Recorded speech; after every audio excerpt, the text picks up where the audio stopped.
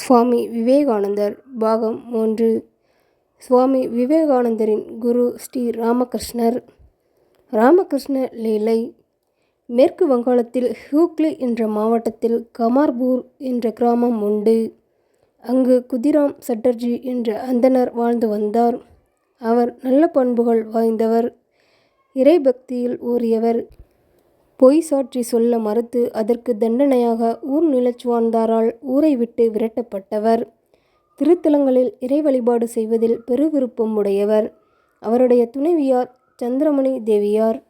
இறைபக்தியில் கணவனை ஒத்தவர். குதிராம் சட்டர்ஜி 1835ஆம் ஆண்டு கயையில் விஷ்ணுவை கதாதரமாக கையில் கதையை தாங்கியவர் தரிசனம் செய்ய சென்றார். அப்போது இறை அருளால் தனக்கு ஒரு ஆண் குழந்தை பிறக்கும் என்பது அவருக்கு தெரிய வந்தது. இந்த தெய்வீக குழந்தையை பிற்காலத்தில் ஸ்ரீ ராமகிருஷ்ணர் என்றும் அவதாரங்களில் சிறந்தவர் என்றும் போற்றப்பட்டவர். விவேகானந்தரின் குருவும் கூட. 1836ஆம் ஆண்டு பிப்ரவரி 18ஆம் நாள் காலை 5 மணிக்கு அந்த குழந்தை பிறந்தது. கயையில் எழுந்தருளியிருக்கும் விஷ்ணுவின் பெயராகிய கதாதரர் என்ற பெயர் குழந்தைக்கு சூட்டப்பட்டது.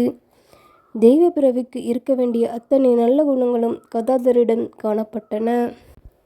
அனைவரையும் கவரக்கூடிய எளிமை, கவர்ச்சி, நல்ல குணம் ஆகியவற்றால் கிராமத்தில் உள்ள அனைவருக்கும், குறிப்பாக தாய்மார்களுக்கு செல்ல பிள்ளையாக விளங்கினார் கதாதர்.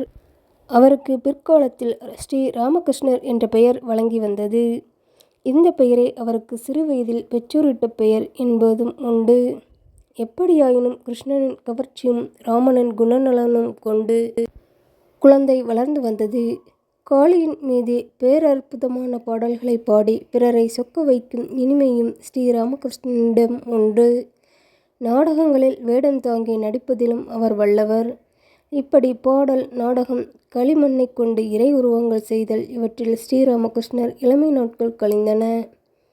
இறைவனின் திருநாமத்தை கேட்டு தன்னையே இழந்துவிடும் சமாதி அனுபவம் ஸ்ரீராமகிருஷ்ணனுக்கு கைவந்த கலை. அவருக்கு 6 வயதிலேயே ஒரு நாள் வயல்வெளியினூடே நடந்து கொண்டிருக்கும் போது கருமேகங்களால் மூடப்பட்ட வானத்தில் வெள்ளை வெளேர் என்ற கொக்கு கூட்டங்கள் பறப்பதை பார்த்தார். அந்த எழில் அவரை பரவசப்படுத்த அவர் வெளி உணர்வை முற்றிலும் மறந்து இறை உணர்வில் மூழ்கிப் போனார். இதுபோல பக்கத்து ஊரில் உள்ள விசாலாட்சி கோவிலிலும் தரிசனத்தின் போது ஸ்ரீராமகிருஷ்ணருக்கு பரவச அனுபவம் ஏற்பட்டது. ஒரு தடவை சிவராத்திரி நாளன்று நாடகத்தில் சிவன் வேடம் பூண அவர் அழைக்கப்பட்டார்.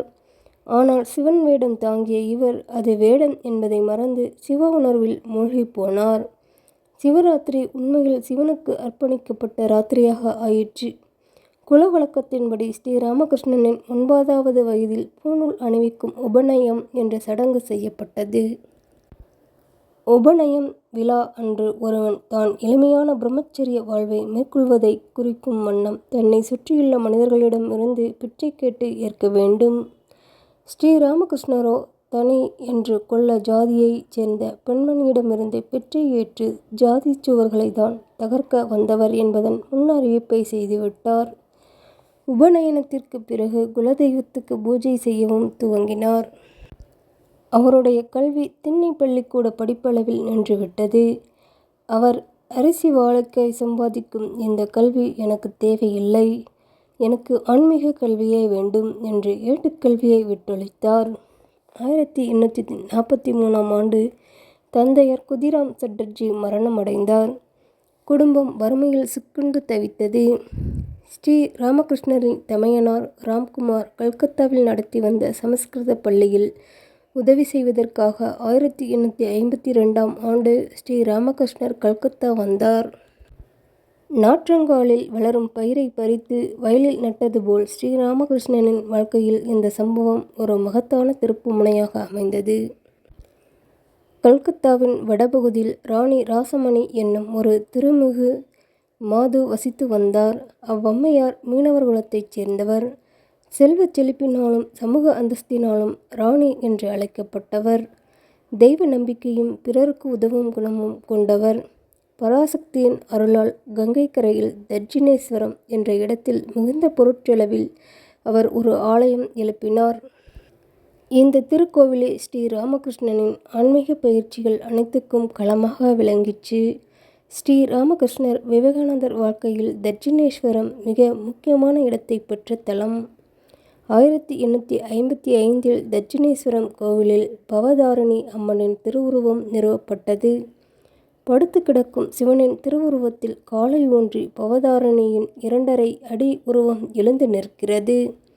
அபயம் அளிக்கும் பாதம், ஓங்கிய வாள், வெட்டி பிடித்த மனித தலை, தாமரை இவை திகழும் உருவம் அன்னையினுடையது.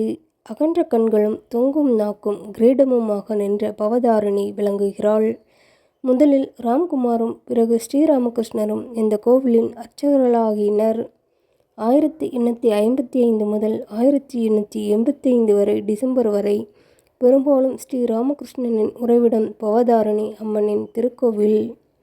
ராணி ராசமணியின் மருமகனான மதுர் பாபு ஸ்ரீராமகிருஷ்ணனின் மருமகன் இருதயன் ஆகியவர்களோடு ராமகிருஷ்ணன் கோவிலின் பொறுப்புகள் அனைத்தையும் ஏற்றுக்கொண்டார்.